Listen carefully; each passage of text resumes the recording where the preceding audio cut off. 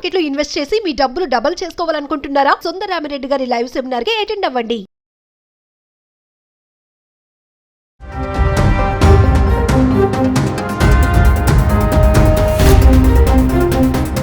నమస్తే, welcome back to Suman TV. Present మనతో పాటు ఉన్నారు అనలిస్ట్ మందర కృష్ణారెడ్డి గారు. నమస్తే సార్. నమస్తే అమ్మా. సార్, యుఎస్ షట్ డౌన్ అంటున్నారు, అసలు ఏంటిది? మరి దీని ప్రభావం ట్రంప్ గవర్నమెంట్ పైన ఎలా చూపిస్తుంది అంటారు? అసలు ఇప్పుడు అమెరికాలో షట్ డౌన్ ప్రారంభమైంది. షట్ డౌన్ అంటే ఏమిటి అంటే ఆర్థిక కార్యక్రమాలు ఉంటుబట్ట. అంటే కరెక్ట్గా చెప్పాలంటే అమెరికా ప్రభుత్వం ఆర్థికంగా ఎంత డబ్బు అవసరం పడుతుందో, తమ ఆర్థికంగా ఏమేమి కార్యక్రమాలు చేపడుతున్నారో, ఎలాంటి ప్రోగ్రామ్ చేయబోతున్నారో, వాటన్నిటికి ఎంత డబ్బు ఖర్చు అవుతుందో దానికి ముందుగానే అనుమతి తీసుకోవాల్సి ఉంటుంది. సెనెట్, అక్కడ ఉన్నటువంటి పార్లమెంట్ ఏదైతుందో సెనెట్ లోపల ఇలాంటి నిర్ణయం తీసుకోవాలి. డెమోక్రాట్లు అక్కడ రిపబ్లికన్స్ ఇద్దరు ఉన్నారు. రెండే పార్టీలు ఉంటాయి అక్కడ. మిగతా పార్టీలన్నీ అక్కడ పెద్ద లెక్కలో పెట్టడం. ఆ రెండు పార్టీలతోటి నడుస్తుంది అక్కడ. 2 పార్టీ వ్యవస్థ అక్కడ నడుస్తుంది.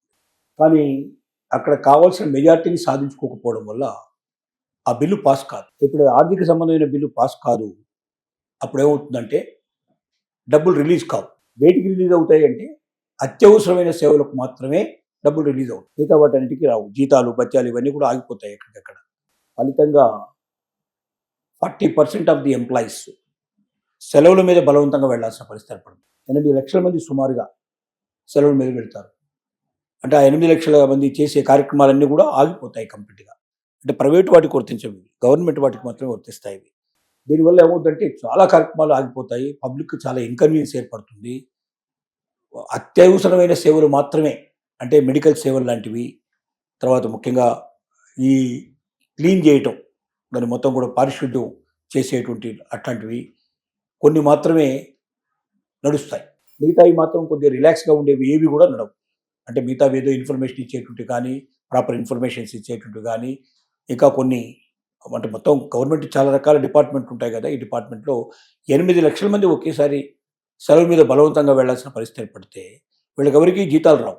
ఈ జీతాలు ఎప్పుడు వస్తాయంటే మళ్ళీ షట్ డౌన్ పోయి ఆ తర్వాత ఇదంతా బిల్ అంతా ఆమోదించబడి పర్ఫెక్ట్ అయిన తర్వాత అప్పుడేదో ఆ సెలవులు కూడా వాళ్ళు చూసి కొన్ని రెక్కలు కట్టి మొత్తం మీద ఇస్తారు. కొంత నష్టపోయే ప్రమాదం డెఫినెట్గా ఉంటుంది.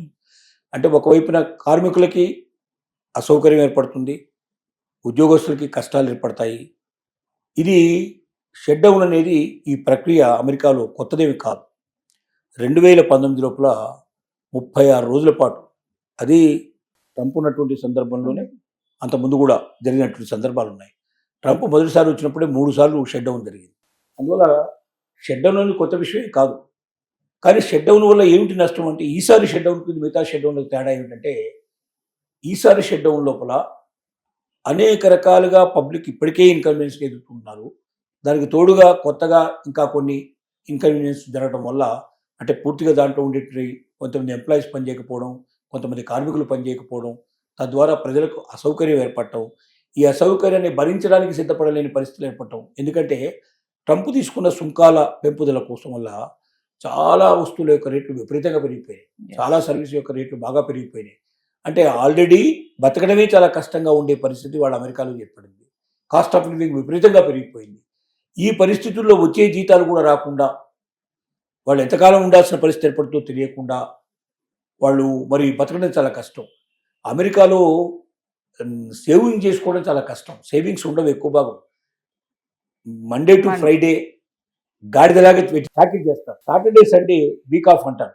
ఈ వీక్లీ ఆఫ్లో గుర్రాల్లాగా పరిగెడతారు, విపరీతమైన ఎంజాయ్ చేస్తారు.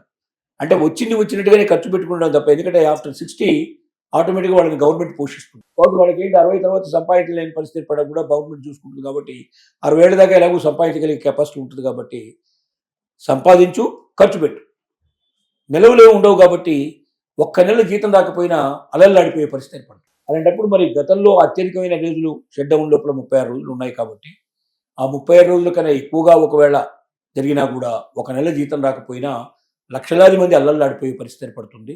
వాళ్ళ జీవిత విధానం చాలా కష్టంతో కూడుకున్న పని. కాబట్టి వాళ్ళ అమెరికన్ గవర్నమెంట్లో ఉన్నటువంటి ఎంప్లాయీస్కి బాధ. రెండోది, ఆ ఎంప్లాయీస్ వల్ల పొందుతున్నటువంటి సౌకర్యాలు మొత్తం ఆగిపోతాయి. పబ్లిక్ కూడా చాలా ఇన్కన్వీనియన్స్ ఏర్పడుతుంది. చాలా కార్యక్రమాలు షట్ డౌన్ అయిపోతాయి, మూతపడిపోతాయి.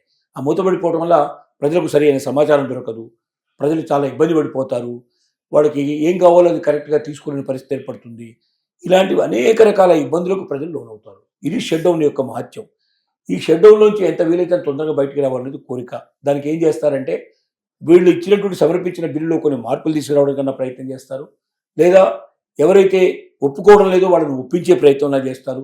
రకరకాల పద్ధతుల ద్వారా వాళ్ళని నేరుగా కలవడం ద్వారా కానీ, వాళ్ళని మధ్యవర్తులు పంపించడం ద్వారా కానీ, దాని యొక్క ఆవశ్యకత ఎంత ఉంది, అది పెట్టడం వల్ల అమెరికా ప్రభుత్వానికి ఏం లాభం రాబోతుంది, ఇలాంటివన్నీ అనేక రకాలుగా వాళ్ళలో ఆలోచన కలిగజేసి వాళ్ళ అంగీకారం పొందేటువంటి ప్రయత్నం అన్నా చేస్తారు. లేదంటే వాళ్ళు ఏవైతే అబ్జెక్షన్ చెప్తున్నారో ఆబ్జెక్షన్ చెప్పినన్ని దీంట్లోంచి తీసేసి మళ్ళీ ఫ్రెష్గా బిల్లు తయారు చేసైనా వాళ్ళ ముందుకు పెడతారు. దాన్ని అలాగా ఆమోదించుకునే అవకాశం ఉంది. ఏది ఏమనేప్పటికీ షట్ డౌన్ వల్ల మన భారతీయులకు చాలా పెద్ద గొప్ప నష్టాలు ఉండవు. అయితే ఈ సమాచారం దొరకని పరిస్థితుల్లో కొన్ని డిపార్ట్మెంట్లో వాళ్ళు పొందాల్సిన సమాచారం ఇన్ టైంలో దొరకపోవడం వల్ల వచ్చే ఇబ్బందులు తప్ప మిగిలినటువంటి ఇబ్బందులు, ఎందుకంటే మన వాళ్ళందరూ ప్రైవేట్ జాబ్లో ఎక్కువ చేస్తారు, గవర్నమెంట్ జాబ్లో ఉండేవాడు చాలా తక్కువ, వెరీ వెరీ రేర్ పర్సెంటేజ్. కాబట్టి ఎక్కువ భాగం ఎవరైతే అమెరికన్ పౌరులు ఉన్నారో అక్కడ లోకల్గా వాళ్ళు గవర్నమెంట్ జాబ్లలో కూరుకుపోయిన వాళ్ళు చాలా మాగ్యం ఉన్నారు. కాబట్టి వాళ్ళకి ఎక్కువ ఇబ్బంది కలిగే అవకాశం ఉంది. దీనివల్ల ప్రపంచానికంటే ఇతర దేశాల నుంచి వెళ్ళే వాళ్ళకి అక్కడ కావాల్సిన సమాచారం టైం దొరక్కపోవడం వల్ల వాళ్ళు ఏ ట్రైన్స్ ఏ టైంకి వెళ్తున్నాయి, ఏ ఫ్లైట్స్ ఏ టైంకి వెళ్తున్నాయి, ఎక్కడికి వెళ్తున్నాయి, ఇలాంటి మామూలు సమాచారాలు కూడా దొరకడం కష్టమైపోయే పరిస్థితి పడుతుంది. దానివల్ల చాలా ఇబ్బంది పడతారు వాళ్ళు. అలాంటి ఇబ్బందులు కలగకుండా షట్ డౌన్ ఎంత తొందరగా క్లోజ్ అయితే అంత తొందరగా అక్కడ ప్రభుత్వానికి మంచిది, ప్రజలకు మంచిది. దానికోసం వాళ్ళు సత్వర నిర్ణయాలు తీసుకునే ప్రయత్నం. దీనికి అందరికీ కారణం ఈసారి ట్రంప్ ఏం చెప్పదు. ట్రంప్ చేసే విధానాలు, ట్రంప్ మొదటిసారే ఏవీ లేకపోయినప్పుడే 3 సార్లు మూతపడిందంటే, షట్ డౌన్ వచ్చిందంటే, ఈసారి ఎన్ని షట్ డౌన్లు వస్తాయో చెప్పడం చాలా కష్టం. షట్ డౌన్ వచ్చినప్పుడల్లా కొంత నష్టపోతుంది ప్రభుత్వం, ప్రజలు కొంత నష్టపోతారు, ఉద్యోగులు ఇంకెక్కువ నష్టపోయే ప్రభుత్వం జరుగుతుంది. ఇలాంటి ప్రయత్నాల నుంచి బయటపడాలంటే ట్రంప్ తన విధానాలు మార్చుకుంటేనే అన్ని అమల్లోకి వచ్చే అవకాశాలు ఉన్నాయి. మళ్ళీ అమెరికా ఒక పద్ధతి ప్రకారంగా చక్కగా ఆర్థిక వ్యవస్థను పుంజుకోగలిగే అవకాశం ఉంటుంది. Thank you.